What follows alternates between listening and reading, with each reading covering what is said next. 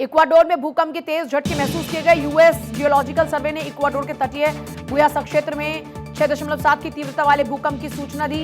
News agency AP ने बताया कि भूकंप ने देश के दूसरे सबसे बड़े शहर गुआयाकिल के आसपास के क्षेत्र को हिलाकर रख दिया। भूकंप से अब तक 12 लोगों की मौत होने की भी जानकारी है। साथ ही घरों और इमारतों को नुकसान भी पहुंचा है। भूकंप का केंद्र इक्वाडोर के दूसरे सबसे बड़े शहर गुआयाकिल से लगभग 50 मील यानी 80 किलोमीटर दक्षिण में केंद्रित था। सोशल मीडिया पर साझा किए गए वीडियो में लोगों को गुआयाकिल की सड़कों पर इकट्ठा होता देखा जा सकता है। भूकंप के झटके उत्तरी पेरू में भी महसूस किए गए। इक्वाडोर के राष्ट्रपति गुइलेर्मो लासो ने बताया कि शक्तिशाली भूकंप ने 15 लोगों की जान ले ली। दक्षिणी इक्वाडोर और उत्तरी पेरू में भूकंप से इमारतों को भी नुकसान पहुंचा है। रिक्टर पैमाने पर 6.7 तीव्रता का यह भूकंप इक्वाडोर में भूकंप के तेज झटकों से मकान ध्वस्त हो गए। भूकंप से 15 लोगों की जान जाने की भी सूचना अभी तक मिल पा रही है और चारों तरफ अफरा तफरी का माहौल। 6.7 की तीव्रता वाले इस भूकंप ने अपने साथ तबाही लाकर लोगों की जिंदगी को हिला दिया।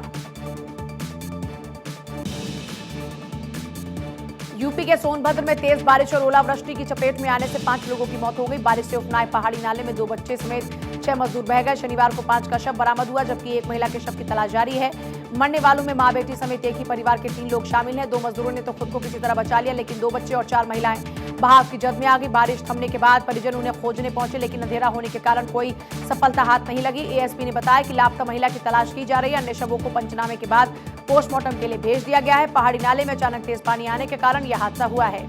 यूपी के सोनभद्र में यह हादसा हुआ है। नाले के तेज बहाव में 6 लोग बह गए, जिसके बाद अभी भी एक महिला लापता है। 5 लोगों के शव मिल चुके हैं, जिनका पोस्टमार्टम कराकर पुलिस परिवार वालों को सौंप देगी। लापता महिला की तलाश लगातार जारी है। पुलिस अधिकारियों का कहना है कि अब महिला की तलाश लगातार चल रही है। जल्द ही महिला के मिलने के बाद परिवार वालों को इसकी इत्तला की जाएगी। यूपी के सोनभद्र में यह बड़ा हादसा हुआ है। नाले का तेज बहाव 6 लोगों की जिंदगी अपने साथ बहा ले गया। 5 लोगों के शव लेकिन मिल चुके हैं। एक महिला अब भी लापता।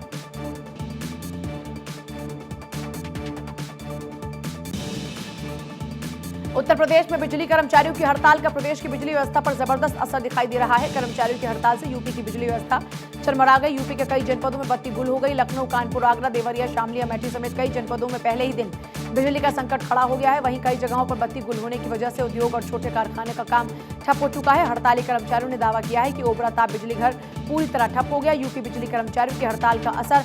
हड़ताली कर्मचारियों ने दावा किया है कि ओबरा ताप बिजली घर पूरी तरह ठप है। 200 मेगावाट क्षमता की ओबरा ताप बिजली घर की 5 इकाइयां बंद हो गई है। आम लोगों तक पहुंचने लगा है। कई जगहों पर घंटों से बिजली गुल है, जिसके बाद यहां उत्पादन शून्य हो गया। यही नहीं, ओबरा, अनपरा और बारीचा में 2410 मेगावाट उत्पादन की जगह महज 139 मेगावाट बिजली पैदा हो रही, जिससे यूपी में जबरदस्त बिजली संकट खड़ा हो चुका है। यूपी में जबरदस्त बिजली संकट। हालांकि वहां के मंत्री कह रहे हैं कि इस हड़ताल का कोई बहुत ज्यादा असर वहां पर नहीं हो रहा और लोगों का भरपूर साथ भी मिल रहा है। लेकिन कई जनपदों में जानकारी है कि बिजली व्यवस्था एकदम ठप हो चुकी है। ओबरा ताप बिजली घर तो पूरी तरह ठप हो चुका है और जो सरकार से बातचीत रही वो भी विफल रही। राष्ट्रीय स्वयंसेवक संघ वो संगठन जो देश के विकास में अपना योगदान देने की कोशिश में लगा। 2014 में मोदी सरकार के देश की सत्ता संभालने के बाद से ही आरएसएस लगातार अपना दायरा बढ़ा रहा है। संगठन ने सिर्फ दायरा नहीं बढ़ाया संगठन का, बल्कि देश के विकास में अपनी भागीदारी देने के लिए नए प्रयोग भी किए। इसी तहत अब हरियाणा के पानीपत जिले में आरएसएस का नया स्किल सेंटर तैयार किया जा रहा है। पट्टी कल्याणा गांव में बन रहे स्किल सेंटर में युवाओं की जिंदगी को बदलने की कोशिश की जाएगी, ताकि ये युवा देश की तरक्की में योगदान दे सके। इस सेंटर की मदद से आरएसएस करीब 100 गांवों को सीधे जोड़ने के प्लान पर काम कर रहा है। इस प्लान को अंजाम देने के लिए आरएसएस एक बड़ी बिल्डिंग तैयार कर रहा है, जिसमें युवाओं को हुनरमंद बनाने की ट्रेनिंग दी जाएगी। वहीं अब आपको यह भी बता दें कि आरएसएस की स्किल सेंटर बिल्डिंग की खासियत क्या है। ट्रेनिंग सेंटर को आरएसएस पट्टी कल्याण गांव में निर्माण किया जा रहा है, जिसका नाम सेवा सदन और ग्राम विकास केंद्र है। इस प्रोजेक्ट की लागत क्या होगी इसका खुलासा नहीं हुआ, लेकिन पार्किंग निर्माण में करीब 15 करोड़ रुपए खर्च होने वाले हैं। इस मिशन को पूरा करने में आरएसएस के सेंटर्स की अहम भूमिका होगी। बताया जा रहा है कि संघ पानीपत के 100 गांवों को गोद ले रहा है, जिनकी देखभाल के साथ इन गांवों से आने वाले युवाओं को रोजगार के लिए तैयार किया जाएगा और संघ के साथ जोड़ा जाएगा।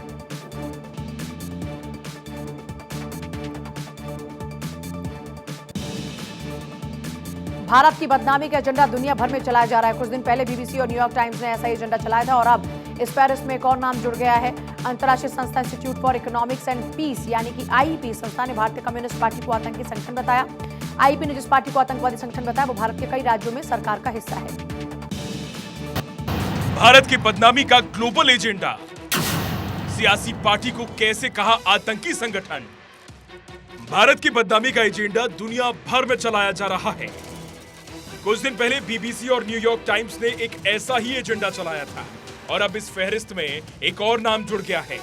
अंतर्राष्ट्रीय संस्था institute for economics and peace यानी कि आईईपी, इस संस्था ने भारतीय कम्युनिस्ट पार्टी को आतंकी संगठन बताया है। आईईपी ने जिस पार्टी को आतंकवादी संगठन बताया है वो भारत के कई राज्यों में सरकार का हिस्सा है। भारतीय कम्युनिस्ट पार्टी का गठन 1925 में किया गया और तब से ये भारतीय राजनीति में बढ़ चढ़कर हिस्सा लेती रहती है। ऐसे में सीपीआई को आतंकी संगठनों की लिस्ट में नाम रखने पर आईईपी पर सवाल उठना लाजमी है। आतंकी संगठन की लिस्ट में भारतीय कम्युनिस्ट पार्टी का नाम रखने पर लेफ्ट नेता भड़क गए। भारत तेजी से आगे बढ़ रहा है। शायद यही वजह है कि दुनिया में कई लोगों और संस्थाओं को ये पच नहीं रहा है। यही वजह है। तमाम राजनीतिक विरोध के बीच बाबा बागेश्वर धीरेंद्र शास्त्री ने मुंबई में अपना दरबार लगाया। दिव्य दर्शन कार्यक्रम में बाबा बागेश्वर ने राजनीतिक विरोधियों को जवाब देते हुए कहा कि महाराष्ट्र संतों की भूमि है और वो कभी लोगों का साथ नहीं छोड़ेंगे। वो सभी संतों का सम्मान भी करते हैं। बाबा बागेश्वर ने एक बार फिर से मुंबई के स्टोन ग्राउंड से भारत को हिंदू राष्ट्र बनाने का संकल्प दोहराया। उन्होंने कहा कि हिंदू राष्ट्र का मतलब ये नहीं कि केवल हिंदू भारत में रहेंगे। उन्होंने कहा कि भारत में हर किसी को रहने का अधिकार है। मुंबई में दरबार के दौरान बाबा बागेश्वर ने कहा कि महाराष्ट्र संतों और छत्रपति शिवाजी महाराज की भूमि है। उन्होंने कहा कि भारत ऋषियों का देश है। जब तक मानव सभ्यता रहेगी तब तक संतों का चमत्कार चलता रहेगा। बाबा ने कहा कि हमारे सनातन का सपना महाराष्ट्र से ही पूरा होगा। महाराष्ट्र संतों की भूमि है।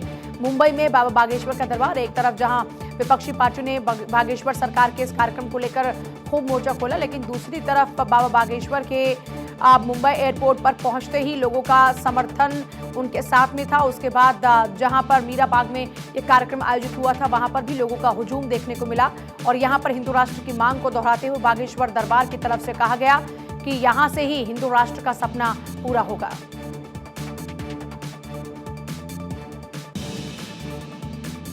एनआईए का पीएफआई पर एक्शन जारी। खबर है कि राष्ट्रीय जांच एजेंसी ने 2 अलग-अलग मामलों में चार्जशीट दाखिल की है, जिसमें पीएफआई के कुल 68 नेताओं, कार्यकर्ताओं, सदस्यों को आरोपी बनाया गया। इसी महीने एनआईए इससे पहले भी 2 और चार्जशीट दायर कर चुकी है, यानी कि इस महीने में कुल अब तक 4 चार्जशीट दायर हो चुकी हैं। इस तरह की पहली चार्जशीट 13 मार्च को जयपुर में और दूसरी हैदराबाद में 16 मार्च को दायर की गई थी। केरल और तमिलनाडु 2 ऐसे राज्य हैं जहां पर पीएफआई सबसे ज्यादा एक्टिव संगठन है। इन राज्यों में पीएफआई मुस्लिम युवाओं को कट्टरपंथ की ट्रेनिंग देते थे और दूसरे समुदाय के बीच दरार पैदा करते थे।